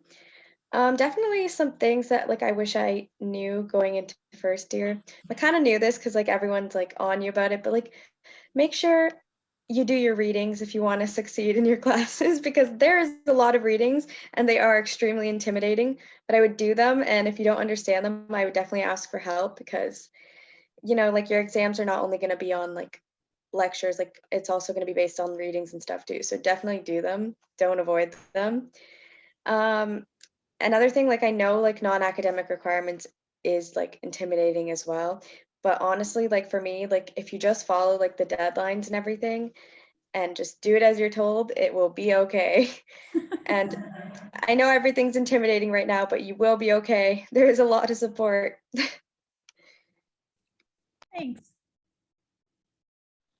Yeah, I can go next. I totally agree with everything Caitlin was saying, especially about NARS. I know you guys might have seen my face when Dr. Woodham was talking about the TB tests in Peterborough. I had a nightmare situation with mine when I was doing it in first year. So definitely on that point, do it with your like family doctor before. But yeah, it definitely like reach out if you ever need any help. Like there's some of the best mentors here, and I know that it's been really beneficial to me, like go to office hours, and definitely lean on your peers sometimes. Don't be afraid to like work together. Well, academic honesty and all that, but don't be afraid to like work together, bounce ideas off each other, support one another. Really, like you're gonna find like some of your best friends in this program, and some of your best colleagues too. So yeah, definitely don't be too intimidated. There's so many people here to support you, and yeah, welcome. It's going to be a great program for you guys. I know you're going to love it. I think that really sums up everything. Some of the things that I would definitely say, like with the readings, do as many as you can, get them all done, but don't be stressed if you can't complete every single thing, because it is hard. There's a lot of stuff that you do have to go through, especially in the compressed program. But once you get through, you'll understand things and you'll know which ones to really read into more and further your knowledge for. And also, yeah, seek support everywhere. The professors, the academic staff, everyone at Trent is very helpful, and they're able to assist you at any time. Don't be afraid to reach out at any time. You can even reach out to TFNSA. We're always all here to help you. And then, yeah, that's basically everything else is pretty much summed up by everyone else. That's great, guys. Thank you. Okay, now that I'm not sharing my screen anymore, I can actually see the chat, and I can see that some of my friends here have flagged a few things for us. One of the questions was, how do I get a CPR certification, and does Trent offer a course? Yes, we do. So Megan Rex, through the hub, the Trent Simulation Hub, will deliver CPR courses that you can sign up for. Once you get access to the TFSON intranet through Blackboard, you'll be able to see those courses. There's some beautiful instructions there. Thank you very much, Cindy Whalen, to help you sign up and take the course here with us, okay? There's another question here that says, how frequently does max fit have to be done? I have mine done from June 2020. And so max fit needs to be done every 2 years, or if you've had any sort of facial reconstruction surgery, or you've gained or lost 10 pounds, then you'd want to make sure that you do your mask fit again, okay? Is there, and just so you know, we do offer mask fit here at Trent University. Again, Megan and her team coordinates that, and it will be posted, dates and that sort of thing on the TFSON intranet once you have access to it. And there's a question about, I've done my TB test before, do I need to redo it? So this is a great question. The first time that you do a TB test, and Dr. Wooden, if I slip here at all, you make sure that you let me know. But the first time you do a TB test, you're actually going to do a 2-step TB skin test. And then after that, you are going to need to do a 1-step annually. Every double check here, annually. You need to do it annually, right? I see all my students nodding. Yes. Okay, so the first time you do it, you're going to need to do your 2-step. If you've done a 2-step in past, we'll need record of that. That's part of the immunization and communicable diseases form. And then after that, you need to get a 1-step done every single year. If you currently have CPR, is a renewal sufficient, or should I complete the course be completed before year 1? If you currently have CPR, and Megan, you might be there, then I believe the renewal course will be fine to submit for your documentation to Synergy.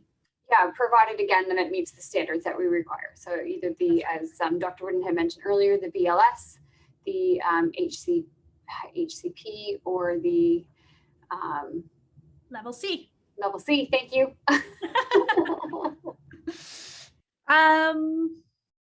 Oh, and we need to make sure that it does have the hands-on component. I know that's a pretty difficult piece to get right now, but it is. So we're doing the blended, so you can do the piece online, but then you do have to come in and do a demonstration of the skills.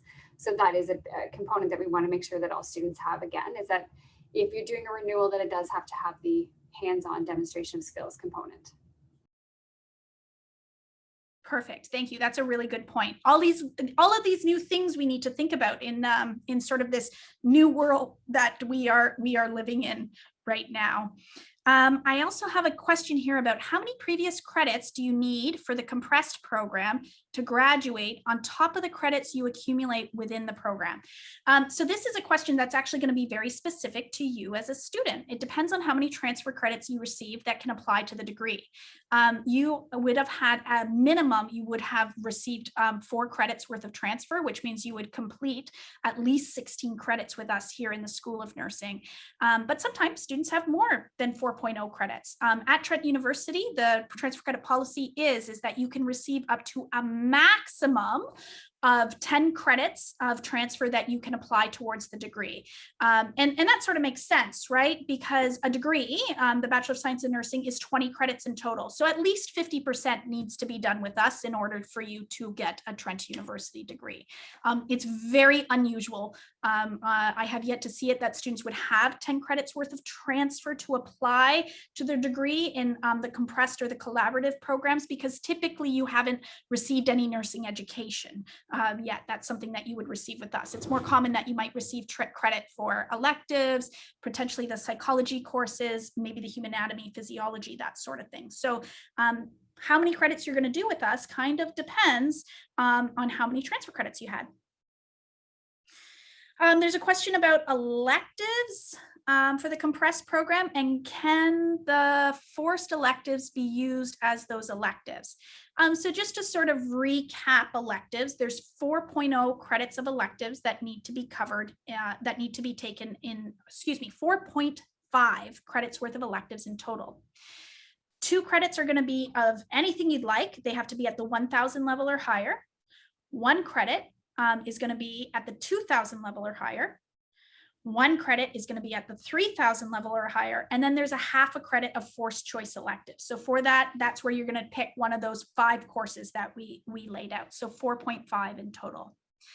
There's a question about joining a study group. So this great opportunity is going to be delivered or the sign up through the TFSON intranet. We'll launch those sign up sheets and make sure that we notify you, but it'll be probably a little closer to the start of term. You know, there's a lot of movement between now and September, so we want to be at a point where we're a little bit more ready to go for September, and nobody forgets that they signed up for a study group over the summer. So we'll notify you later in August of when those groups are ready to launch, and you can register whether you want to meet a whole new group of people or if you have a friend you want to register with and join the same group, that's fine too. So we'll let you know once those have launched. And if there's any questions, like, do you want me to put my email in the chat, and like if there's questions about like study groups, people can email me if they want? Or sure. Why don't we put nursing at Trent U, and then nursing at Trent U, you can fire those off to Caitlin. Does that sound good? Yep. Okay. Okay. I think we answered the question about when to start your NARS.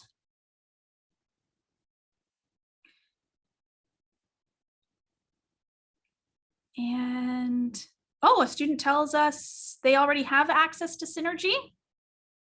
No, if you've got access, that's great. If you've already received your email, then we're ahead of the game. So some of you may have access now.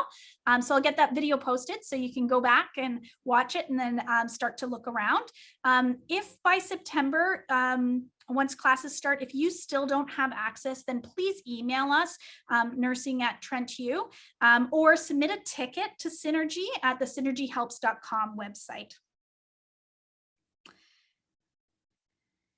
Okay, and then there's a question about electives again, and can you take, oh, it's moving so fast now. Can you take your 3000 level elective in your second year? And so as I mentioned before, on the program maps, we've sort of laid them out in a certain way that we think will help you progress through them, but they don't have to be in that way. If you want to do some of your 3000 levels in second year and your 2000 levels in fourth year and mix them around, that's fine. Just make sure that you meet the requirements of what you need by the time you graduate, okay? So we've sort of laid them out for you to start with, but often students will sort of move them around in the program. Electives are very flexible. They can be taken at any time. Nursing required courses, not flexible. You need to take them when we put them on the map, okay?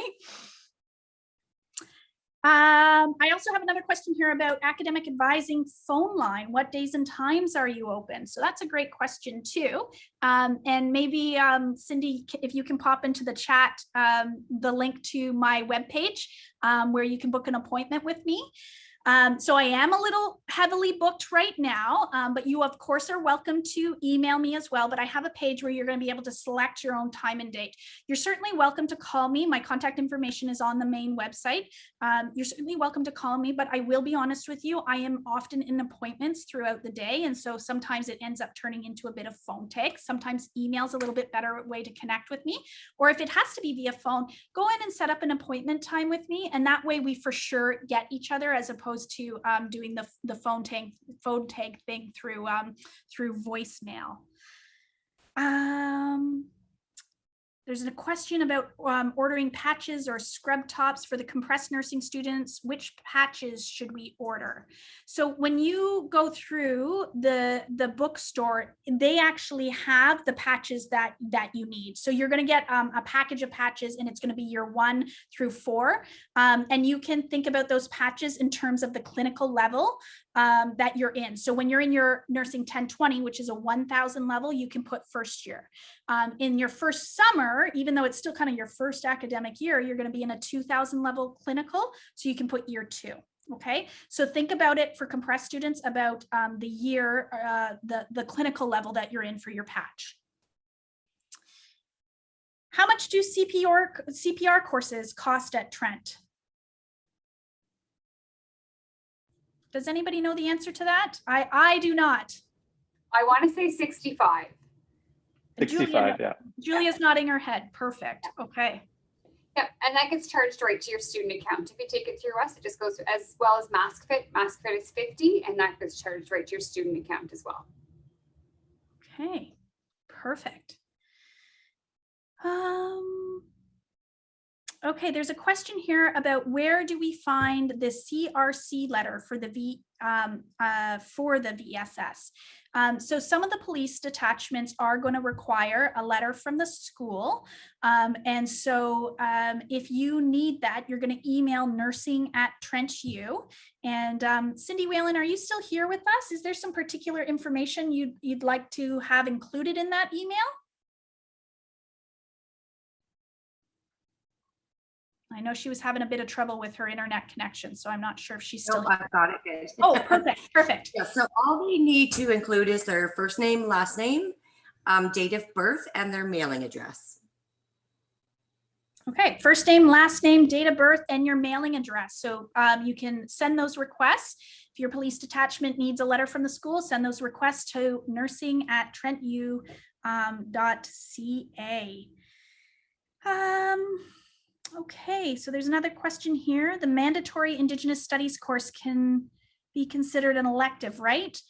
So yeah, Jessica, that's a great question. The ICR in the Indigenous course requirement, yes, it can be one of those 4.5 electives. So essentially, one of those electives is one of the courses you take is going to satisfy one of those electives, while also satisfying that ICR credit. So it's not, the ICR course is not an additional course on top of those 4.5 credits worth of electives. So essentially one of your electives is going to be a course from the ICR approved list.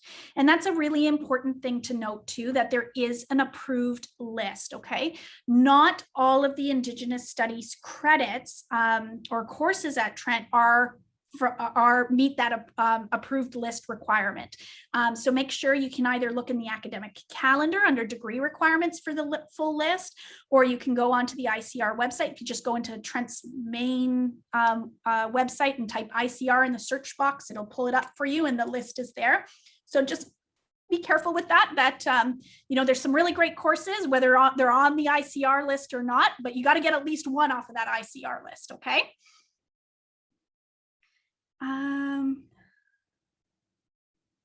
Okay, let me see.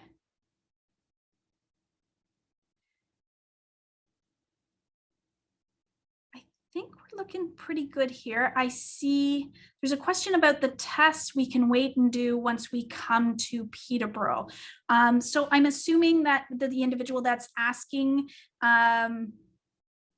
is asking this question is referring to non-academic requirement and immunization tests. I'm wondering if perhaps you might be living out of country right now. And what I'm actually going to ask you to do is email nursingnars@trentu.ca, because I think your situation might be a little bit unique. And so we'll want to have, we'll probably need to get a little more information from you just to make sure that we're answering that question correctly. And then there's another question about to clarify, when can we start accessing the TFSON? I'm assuming you mean the TFSON intranet site, which is on Blackboard. So that's a great question. So we can't load you into Blackboard until you guys have registered for your courses. So what we'll do is, I know you're not all going to register at exactly the same time. So what we'll do is we're going to start running on a weekly basis a process that will capture any students who are newly registered and uploading you to the TFSON intranet site. So once you've registered for your courses, you can just pop into Blackboard. If you're not sure how to do that, when you log into your My Trent, you can put in the search board Blackboard, and it will come up for you. And actually, I think for all the students, the icon is right in the bottom of your screen in My Trent, if I'm not mistaken. Students are, yes, I'm getting yeses. So there'll be it's a big B and it's black behind the B. So when you select that, one of the course sites should be TFSON intranet. If it's been a week since you've registered and you still don't see it there, that's okay. You can reach out to nursing at Trentu or myself, and we'll make sure we get you added. Okay. Don't panic though, we've got some time yet. Many of you are not going to be able to register well until next week or the week after. Sorry, pardon me.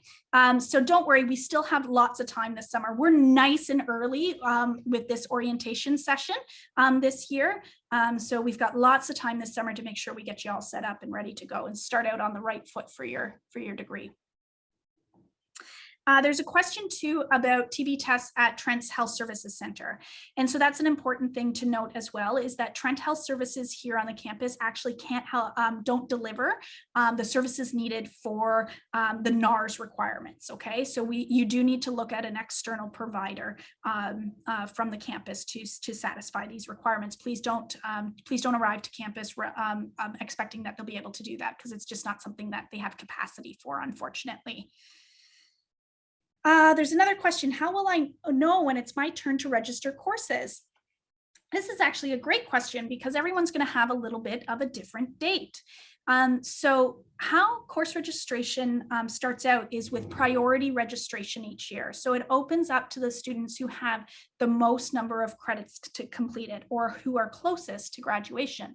And that priority registration process actually started yesterday. So students who had 16 or more credits already under their belt got to start registering as of yesterday.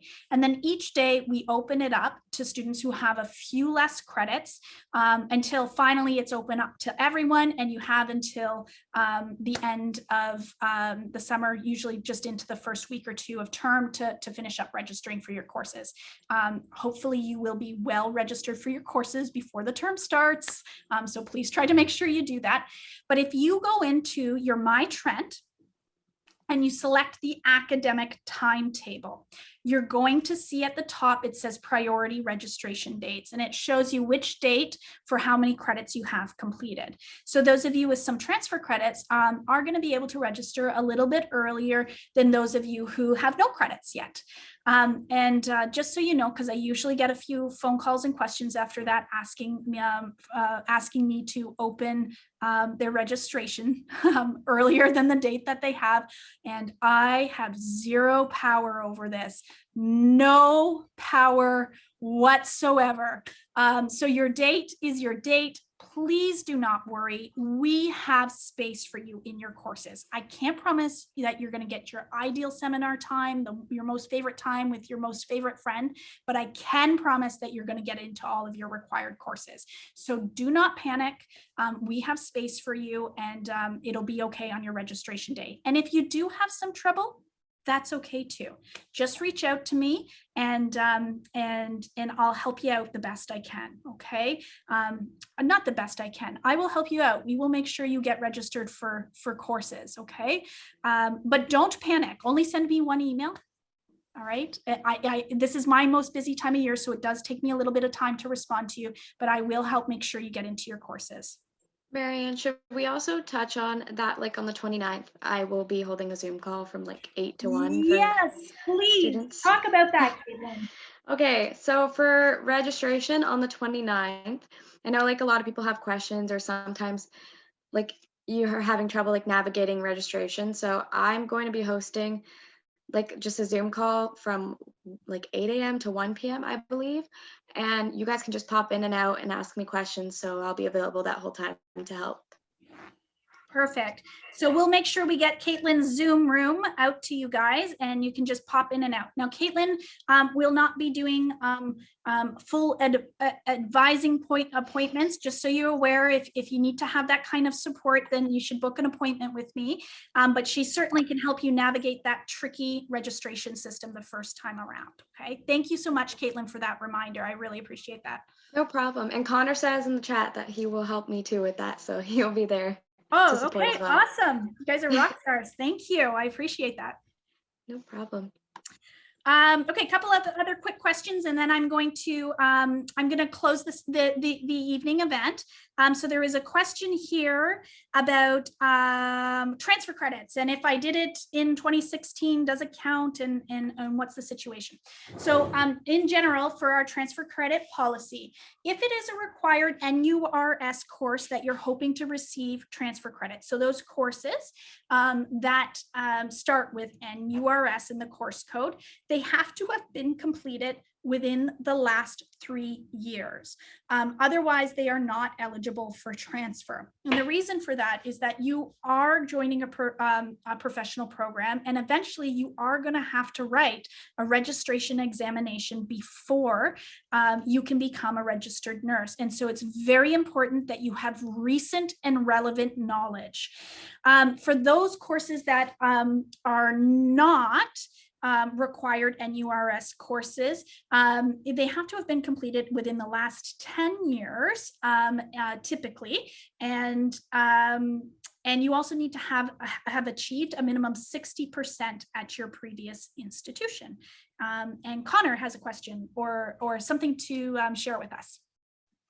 I know in the chat too, there's a question about who would they go to about transfer credits if they have one that they want to see if they can get over. Who do they email?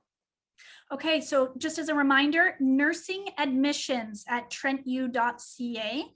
So that's the nursing admissions team. You may have already been emailing with them in the past about your application and offer to the program. So that's Karen Foster and Lucy Connolly. They are an awesome team in admissions. So make sure that you email them if you have questions about transfer credits. And they will need your full course syllabi, institutionally prepared syllabi from your previous institution to be able to coordinate an evaluation for that. Thank you, Connor.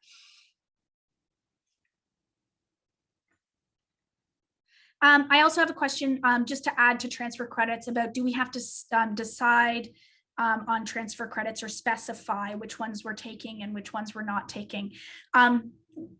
Usually, I imagine that question has to do a little bit with about maybe the grade that you achieved in that course. Sometimes I get questions around, well, I'd rather this course count towards my elective because I got a higher grade in it than this course. So when transfer credits come over to your Trent University transcript, they only come over as a pass. So it's just going to show a P. There is no grade, there is no average. Don't worry about it. You don't need to sort of pick and choose what comes or doesn't come, okay? And often I'm asked that question because students are concerned about, well, I want to go on and apply to graduate level studies or a nurse practitioner program or something like that, and I need to have a competitive average. And when you go on to apply to those things, you actually have to disclose all of your academic education. And so you will send a Trent University transcript, but you will also send the transcript from your previous institution. And then that program will decide what they feel is most important in evaluating you as an applicant, and take the courses from there. So hopefully that helps answer that question. Maybe that's where that was leading to. And then in terms of, you know, I want to retake my biology course or my human anatomy course because it's been a long time. I'd say just reach out to me and we can chat a little bit about that. You can retake courses, that's not a problem. Sometimes there's also audit options, which might be a nice feature too, depending on sort of where your needs are and whether or not the professor is in a position to take on auditing students. So reach out to me and we'll have a good chat about that. Okay, so I'm thinking, how am I doing, guys? Are we sort of wrapping up here? Okay. Well, thank you. Oh, sorry, go ahead. I was just going to say, I don't know, there are still some chat questions unanswered, so I don't know if you want to refer them to some other medium. Okay. Or if you want to answer them offline or something. A lot of them have to do with advising and. Okay, yeah. Thank you, Dr. Thibault. I appreciate that. So I am going to close the session for the evening, but I will let you know if you have more questions, please feel free to email me. My email is mariannewhitmore@trentu.ca. So feel free to send me your questions. Alternatively, if you want to chat with me one-on-one, you're more than welcome to book an appointment. I will be honest with you. I know I'm booked a little further out than normal right now. That will resolve over the next couple of weeks. This is always the most busy period of time, and then I'm usually pretty available within the next, within a couple of days, sort of thing. So please feel free to schedule an appointment with me, send me an email, and I will do my absolute best to help get you to where you need to be. Okay.